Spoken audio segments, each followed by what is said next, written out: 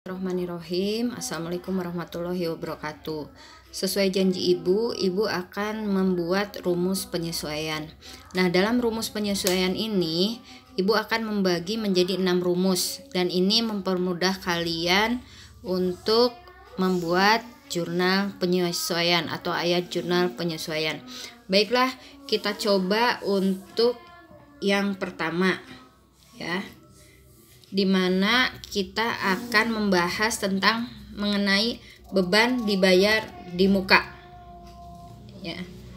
Nah, biasanya beban dibayar di muka ini biasanya ada sewa, ada iklan, ada asuransi, ada bunga. Bu, bagaimana membedakan antara dicatat sebagai harta dan dicatat sebagai beban? Kita lihat di neraca saldonya.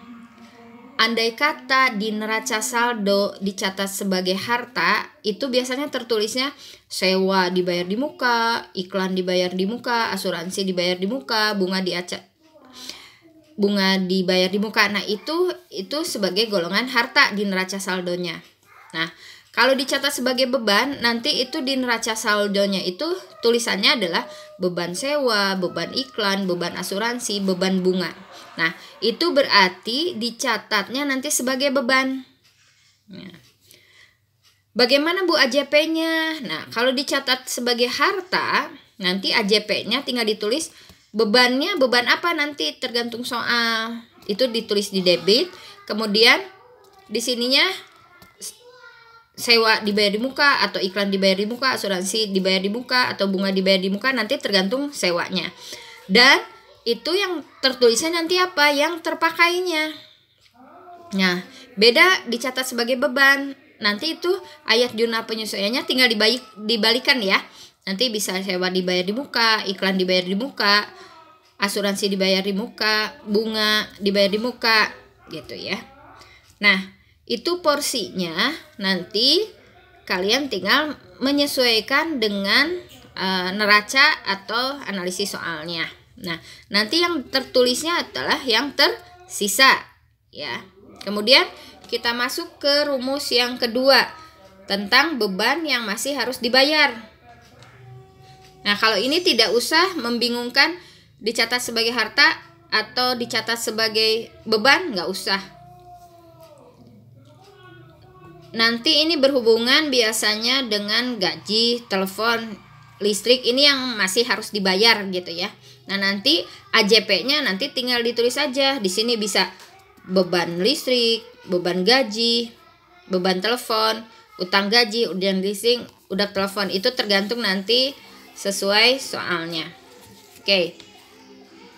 Yang ketiga nih ada pendapatan diterima di muka. Ini seperti yang rumus pertama, ya. Dicatatnya sebagai harta atau dicatat sebagai beban. Nah, kalau misalkan dicatat sebagai harta, nanti tulisan di neracanya ya. Kondisinya tergantung nanti lihat di neraca apakah sewa, iklan, asuransi atau bunga. Ya. Lihat nanti porsinya. Nah, tulisannya pun AJP-nya nanti di sininya bisa sewa diterima di muka, pendapatan sewa. Ya. Ini nanti porsinya ditulis sesuai dengan soalnya. Kemudian kalau dicatat sebagai beban, nanti lihat kondisinya, berarti yang di debitnya adalah beban apa dan yang di kreditnya apa. Ini nanti tergantung daripada soalnya yang diminta. Ini tentang pendapatan ya. Masuk kita ke pendapatan yang masih harus dibayar.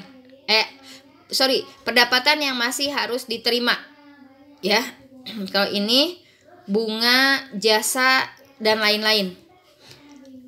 AJP-nya nanti ini tergantung soalnya, nanti suka muncul ya. Kita tinggal tulis kondisinya sesuai dengan soalnya. Ya, ini untuk yang pendapatan yang masih harus diterima. Nah, sekarang penyusutan aktiva. Kalau penyusutan aktiva di sini lebih kepada yang menyusut ya. Bisa jadi yang peralatan-peralatan, bisa mesin, bisa gedung, itu ada nilai susutnya ya. Berarti AJP-nya apa? Lihat dari soal, biasanya bisa kendaraan, bisa mesin, ya, bisa gedung. Nanti lihat soalnya. Jadi kalau di AJP-nya langsung aja tinggal beban penyusutan apa? Gedung, mesin, atau peralatan, ya. Di kreditnya akumulasi penyusutan. Oke. Nah, kalau yang ini pemakaian perlengkapan. Ini sama seperti rumus yang pertama, ketiga, ya. Nanti kalian lihat dicatat sebagai harta. Nah, berarti AJP-nya nanti yang porsinya beban perlengkapan. Kemudian nanti yang di kreditnya perlengkapan, ya. Yang dicatatnya yang mana? Yang terpakainya. Ya. Nanti kondisinya perlengkapannya apa? Bisa toko, bisa salon, bisa kantor. Nanti tergantung porsi di soalnya, ya. Nah, kemudian kalau dicatat sebagai beban, ini nanti yang diambilnya yang tersisa. AJP-nya yang mana? Ya, AJP-nya nanti kalau dicatat sebagai beban itu dibalikan dari yang harta, ya. AJP-nya itu perlengkapan di debit, beban perlengkapannya di kredit. Nah, ini adalah untuk rumus-rumus AJP atau ayat jurnal penyesuaian. Nah, untuk rumus Ibu cukupkan dulu sekian. Nanti kita coba latihan ke soal. Terima kasih. Wassalamualaikum warahmatullahi wabarakatuh.